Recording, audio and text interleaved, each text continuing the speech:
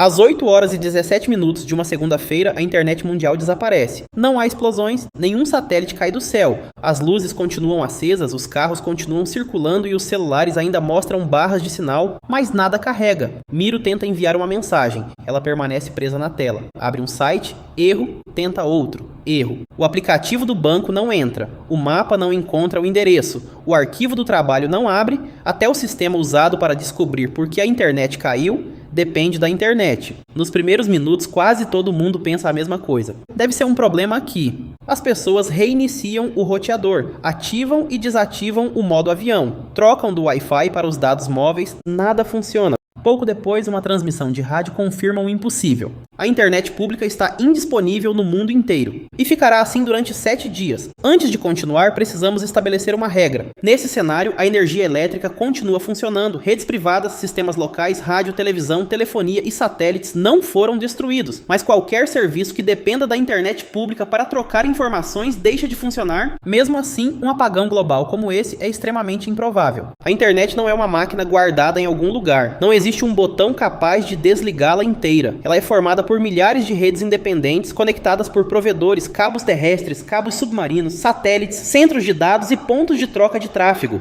Para que todas parassem ao mesmo tempo, seria necessário um evento extraordinário ou uma combinação de falhas nunca vista. Mas imagine que isso aconteceu. O que desapareceria primeiro? Nos primeiros minutos, o impacto parece pessoal. WhatsApp, redes sociais, e-mails e chamadas feitas por aplicativos param. Serviços de streaming deixam de carregar. Jogos online desconectam seus jogadores. Miro olha para o celular. Ele ainda possui fotos, músicas baixadas, anotações e alguns arquivos salvos, mas grande parte de sua vida digital não estava realmente dentro do aparelho. Estava em algum servidor distante. Documentos armazenados apenas na nuvem tornam-se inacessíveis. Senhas que dependem de autenticação online deixam de ser verificadas. Câmeras de segurança conectadas à nuvem param de transmitir. Casas inteligentes perdem comandos remotos. Até alguns programas instalados no computador podem deixar de abrir porque precisam confirmar uma licença ou autenticar a conta do usuário. Essa seria a primeira revelação da semana. Possuir um aparelho não significa possuir tudo o que aparece nele. Depois de uma hora, os problemas começam a sair das telas. Empresas descobrem que não conseguem acessar sistemas de vendas, plataformas de atendimento, bancos de dados remotos ou ferramentas de comunicação interna. Algumas redes locais continuam funcionando. Um escritório ainda pode acessar arquivos armazenados num servidor dentro do próprio prédio. Máquinas industriais conectadas apenas a uma rede privada também podem continuar operando. Mas, se a empresa transferiu tudo para a nuvem, seus computadores permanecem ligados diante de funcionários que não conseguem trabalhar. Escolas perdem aulas virtuais e materiais online. Serviços públicos enfrentam dificuldades para consultar cadastros. Entregadores deixam de receber pedidos. Motoristas que dependem de mapas conectados precisam descobrir rotas de outra maneira. O GPS por si só não deixa de existir. Um receptor pode calcular sua posição usando sinais de satélites sem precisar da internet. O problema é o resto.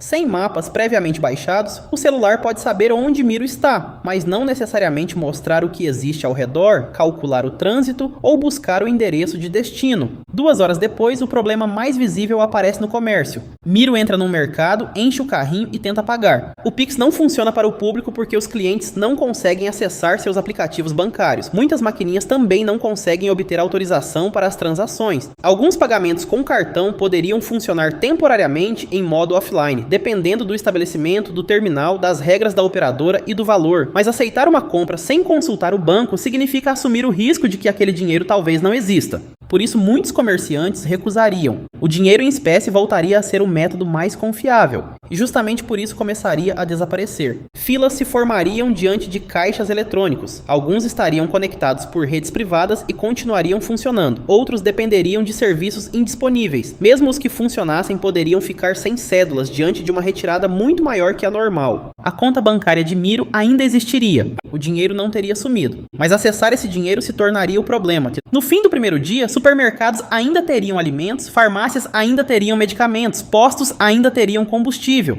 A internet não faz produtos desaparecerem das prateleiras, mas ela coordena o movimento deles. Sistemas calculam o que foi vendido, geram novos pedidos, escolhem centros de distribuição, atualizam estoques e organizam rotas de entrega. Sem essa comunicação, uma loja pode não saber o que está chegando, um depósito pode não saber o que precisa enviar, e um caminhão pode estar cheio de produtos que ninguém consegue localizar corretamente no sistema. Funcionários começam a anotar tudo em papel. quantidade vendida, produto restante, nome do fornecedor, horário da entrega. Só então Miro percebe que o maior perigo não é a falta imediata de mercadorias, é a perda da coordenação. Nos hospitais a situação seria séria, mas não como nos filmes. Respiradores, monitores cardíacos e equipamentos conectados apenas a sistemas internos não desligariam automaticamente. Médicos e enfermeiros continuariam atendendo pacientes. Porém, hospitais modernos dependem de uma cadeia digital muito maior. Prontuários armazenados remotamente podem ficar inacessíveis. Resultados de exames deixam de circular entre unidades. Telemedicina para. Autorizações de convênios ficam acumuladas. Farmácias hospitalares e fornecedores enfrentam dificuldades para confirmar estoques e organizar entregas.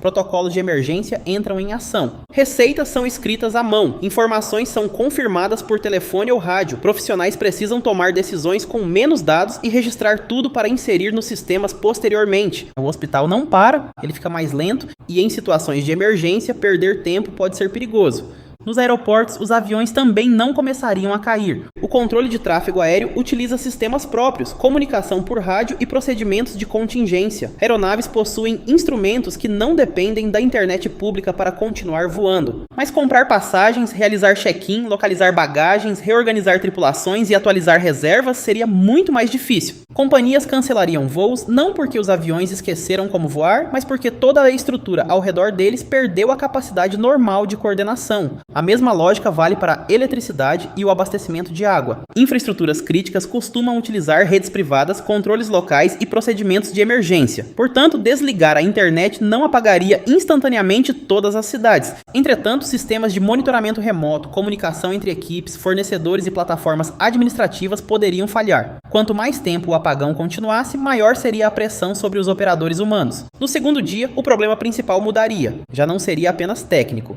seria psicológico. Sem redes sociais, portais e mensageiros, as pessoas não saberiam claramente o que estava acontecendo fora de sua região. Rádio e televisão voltariam a ocupar o centro da comunicação. Jornais imprimiriam edições especiais. Autoridades utilizariam carros de som, linhas telefônicas, canais de emergência e comunicados físicos. Mas a falta de informação abriria espaço para rumores. Alguém diz que os bancos perderam todos os registros. Outra pessoa afirma que o apagão será permanente. Uma fotografia antiga é apresentada como prova de saques numa cidade distante. Sem mecanismos rápidos de verificação, a história se espalha de pessoa para pessoa. A internet é uma grande distribuidora de desinformação, mas também é uma das principais ferramentas usadas para desmenti-la. Sem ela, o boato não alcança milhões de pessoas em segundos, porém pode circular durante muito mais tempo sem encontrar uma correção confiável. No terceiro dia, objetos considerados ultrapassados tornam-se valiosos. Mapas impressos, listas telefônicas, dinheiro em espécie, rádios, arquivos mantidos em papel, programas que funcionam completamente offline.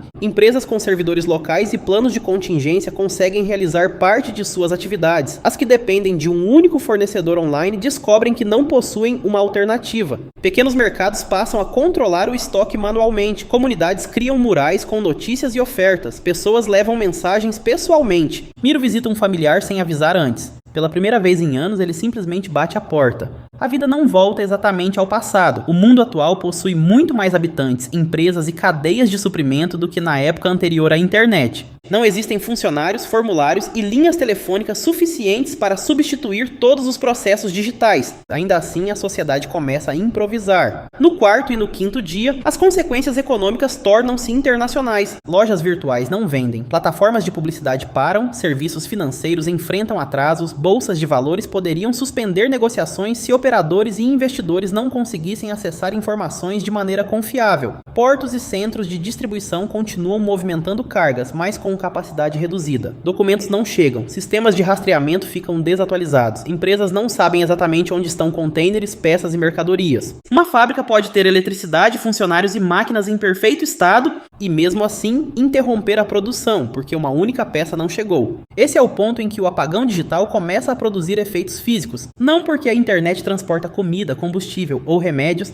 mas porque ela informa para onde cada um deles deve ir. No sexto dia, o mundo estaria mais lento, mais local e mais desigual. Regiões preparadas para desastres, com redes privadas, rádio, estoques de emergência e sistemas offline, resistiriam melhor. Locais que adotaram a nuvem sem manter alternativas enfrentariam dificuldades maiores. Pessoas com dinheiro, veículos e acesso a informações transmitidas por rádio teriam vantagens. Quem depende de aplicativos para trabalhar, receber, pedir comida ou se locomover ficaria mais vulnerável. A ausência da internet não afetaria todos da mesma maneira. Para algumas pessoas, significaria uma semana sem entretenimento. Para outras, significaria perder a renda, o acesso a serviços e a única forma disponível de pedir ajuda. Então chega o 7º dia. Às 8 horas e 17 minutos, exatamente uma semana depois, a rede começa a voltar. Mas o mundo não retorna ao normal instantaneamente. Bilhões de aparelhos tentam se conectar ao mesmo tempo. Mensagens acumuladas começam a ser enviadas. Sistemas sincronizam bancos de dados. Aplicativos procuram atualizações. Empresas tentam processar uma semana inteira de pedidos, pagamentos e registros manuais. Arquivos modificados em locais diferentes entram em conflito. Transações precisam ser conferidas para evitar cobranças duplicadas. Serviços limitam acessos para não serem derrubados pela enxurrada de conexões. Durante horas, alguns sites funcionam e outros continuam indisponíveis. A internet voltou, mas a coordenação ainda precisa ser reconstruída. Miro finalmente recebe centenas de notificações. Mensagens atrasadas, e-mails, notícias, avisos de aplicativos. Ele observa a tela vibrando sem parar. Durante 7 dias, o mundo descobriu que a internet não era apenas uma coleção de sites. Era uma camada invisível de organização colocada sobre quase tudo. Ela não produz os alimentos, não dirige todos os caminhões, não mantém sozinha os aviões no céu, nem a eletricidade nas tomadas, mas conecta pessoas, empresas e máquinas no momento exato em que uma informação precisa chegar. Sem a internet, a humanidade provavelmente não entraria em colapso durante uma única semana. As cidades não seriam imediatamente abandonadas, aviões não cairiam, todo o dinheiro não desapareceria, mas o mundo perderia velocidade, precisão e confiança. E talvez essa fosse a maior revelação do apagão. Quando a internet funciona, parece que estamos apenas enviando mensagens, assistindo a vídeos e abrindo páginas. Quando ela desaparece, percebemos que grande parte da sociedade estava sendo mantida por algo que ninguém conseguia ver. A internet não é o mundo, mas sem ela, durante 7 dias, o mundo descobriria o quanto já não sabe funcionar sozinho.